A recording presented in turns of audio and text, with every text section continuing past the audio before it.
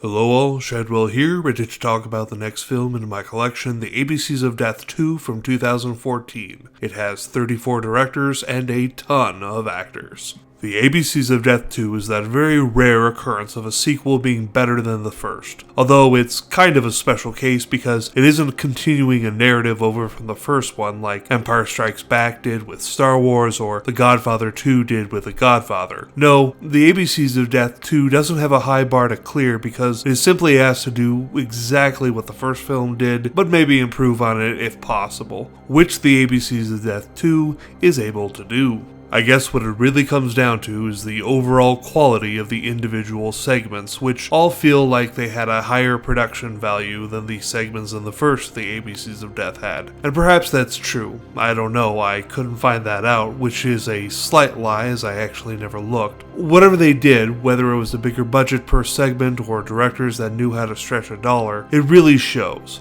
However, more important than the look of the segments is the content. And I can honestly say that I wasn't sour about any of the segments, nowhere near the reaction I had for the first film's G segment.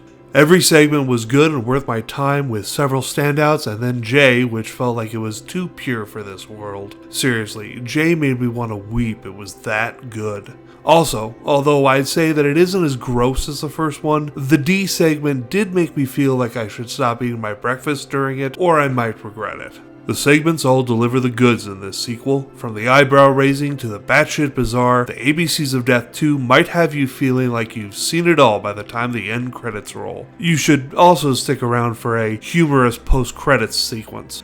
Actually, I take that back. Fast forward to it, because the haunting, hushed, nursery rhyme from hell feeling song they play throughout the end credits starts out great, but gets painfully repetitive after the first minute. Yikes. They really should have done something about that because it was the only negative I had about the whole experience. I'm giving the ABCs of Death 2 a B+, just like the first, because it is better, but that song at the end is a real detractor.